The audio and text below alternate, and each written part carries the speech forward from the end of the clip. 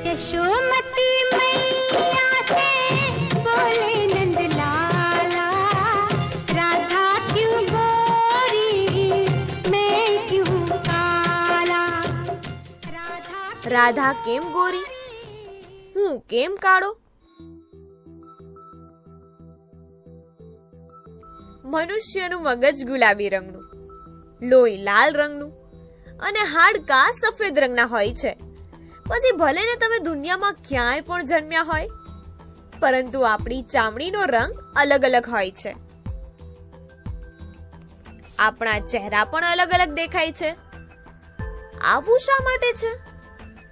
તેનો જવાબ જાણવો એક જિગ્સો પઝલને ઉકેલવા સમાન છે.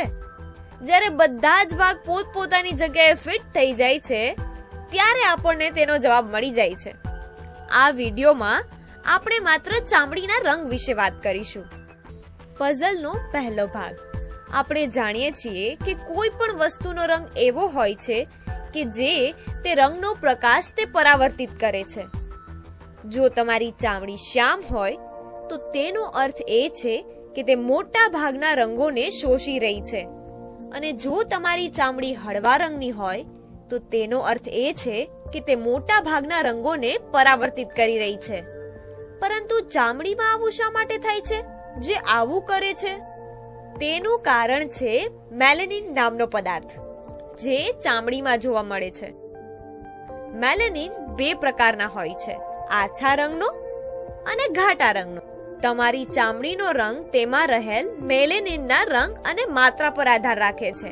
પરંતુ આપણી ચામડીમાં મેલેનિન શા માટે હોય છે? તેની શું જરૂર છે? પઝલનો બીજો ભાગ.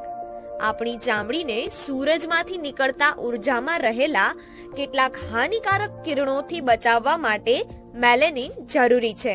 તમે જાણો જ છો કે સફેદ પ્રકાશ 7 રંગોના મિશ્રણથી બનેલો હોય છે, પરંતુ સૂર્યમાંથી આવતા પ્રકાશમાં આ રંગો સિવાય અન્ય કિરણો પણ હોય છે, જેને આપણે જોઈ શકતા નથી. તેમાંથી એક છે અલ્ટ્રાવાયોલેટ, એટલે કે પારજાંબલી કિરણો. આ કિરણો આપણી ચામડીને નુકસાન પહોંચાડી શકે છે. મેલેનિન આ ખતરનાક કિરણોને શોષીને ચામડીનું રક્ષણ કરે છે. તેથી આપણી ચામડી પોતાના રક્ષણ માટે મેલેનિન બનાવે છે. પઝલનો ત્રીજો ભાગ. લોકોની ચામડીનો રંગ અલગ અલગ હોય છે, કેમ કે તેમની ચામડીમાં મેલેનિનનું પ્રમાણ અને રંગ અલગ અલગ હોય છે. પરંતુ અલગ અલગ લોકોની ચામડીમાં મેલેનિનનો રંગ અને માત્રા અલગ અલગ શા માટે હોય છે? આ સવાલોના જવાબ આપવા માટે આપણે એક કોયડાના બીજા 2 ભાગોને સમજવા પડશે.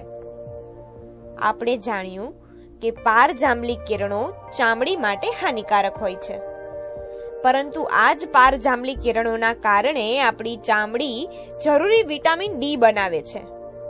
એટલે કે સારી તંદુરસ્તી માટે આપણને પારજાંબલી કિરણોની જરૂર પડે છે.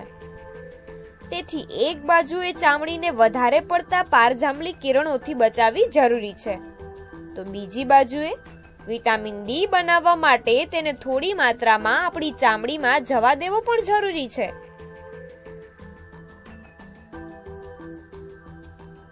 પરંતુ પૃથ્વી પર કેટલીક જગ્યાએ આ પારજાંબલી કિરણો વધારે માત્રામાં પડે છે, તો કેટલીક જગ્યાએ ઓછી માત્રામાં, અને આ માત્રા ઋતુ પ્રમાણે બદલાતી રહે છે.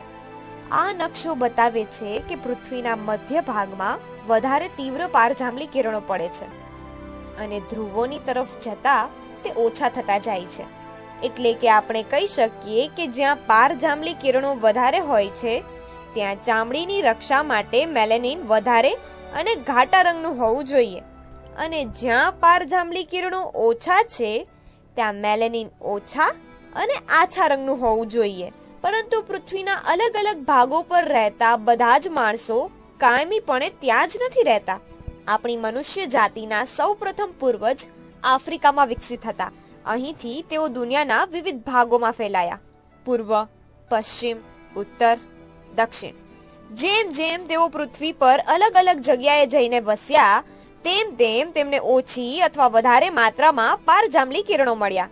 તેથી એવું લાગે છે કે જેમ જેમ મનુષ્ય દુનિયાના અલગ અલગ ભાગોમાં વિકસિત થયો તેમ તેમ ભૂમધ્ય રેખાની નજીક રહેતા મનુષ્યોમાં મેલેનિનનો રંગ ઘાટો થતો ગયો અને તેની માત્રા પણ વધતી ગઈ, જેના કારણે તેમની ચામડી ઘાટા રંગની થઈ ગઈ. ભૂમધ્ય રેખાથી દૂર રહેતા મનુષ્યોમાં મેલેનિન આછા અને ઓછા થઈ ગયા, જેના કારણે સૂર્યનો વધારે પ્રકાશ ચામડીમાં જઈને વિટામિન ડી બનાવવા મદદ કરી શકે. પરંતુ આ બધું થવામાં હજારો વર્ષોનો સમય લાગ્યો.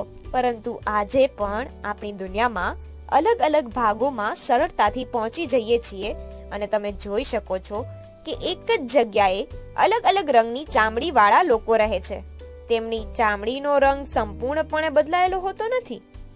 એવું કે આપણે જેવી રીતે પણ બનેલા છીએ, આપણે જેવા પણ દેખાઈએ છીએ અને આપણા અનેક શારીરિક ગુણ ડીએનએ નામના પદાર્થ દ્વારા નિર્ધારિત કરવામાં આવે છે, જે આપણા શરીરમાં દરેક જગ્યાએ હાજર હોય છે. બાળકોમાં ડીએનએ માતા પિતામાંથી આવે છે અને માતા પિતાને તેમના ડીએનએ તેમના માતા પિતા પાસેથી મળે છે અને આવી રીતે સાંકળ બનતી જાય છે. આ ડીએનએ થી એ નક્કી થાય છે કે તમારી ચામડીમાં કયા પ્રકારના મેલેનિન કેટલી માત્રામાં બનશે. આ ડીએનએ ને બદલી તો શકીએ છીએ, પરંતુ એવું થવામાં ઘણી બધી પેઢીઓ વીતી જાય છે. આજથી 1000 વર્ષ પહેલા સિદ્દી સમુદાયના લોકો પૂર્વ આફ્રિકાથી ભારત આવ્યા હતા. ઇતિહાસમાં જહાજ સાથે તેમનું નામ જોડાયેલું જોવા મળે છે. તે ગુજરાત, મહારાષ્ટ્ર, કર્ણાટક અને આંધ્રપ્રદેશમાં રહે છે. હવે તે ભારતીય છે, પરંતુ તેમની ચામડીનો રંગ અને ચહેરાની બનાવટના કારણે તે તેમના પૂર્વજો આફ્રિકનો જેવા જ દેખાય છે. આટલા ઓછા સમયમાં તેમનો ડીએનએ બદલાયો નથી. તો રાધા કેમ ગોરી? તેનો જવાબ છે ડીએનએ માં મેલેનિન અને પારજાંબલીના કિરણોમાં. આપણી ચામડીનો રંગ હજારો વર્ષો દરમિયાન વિકસિત થયો છે. ચામડીના રંગથી એ નક્કી નથી થતું કે કોઈ મનુષ્ય બીજા કરતા સારો છે. વિજ્ઞાન આપણને એ સમજાવે છે કે અલગ અલગ રંગોની ચામડીની નીચે આપણે સૌ એક જ છીએ, મનુષ્ય. અને આપણને સૌને પોતાનું જીવન વધારે સારું બનાવવા માટે બીજાની જેમ જ તક મેળવવાનો અધિકાર છે.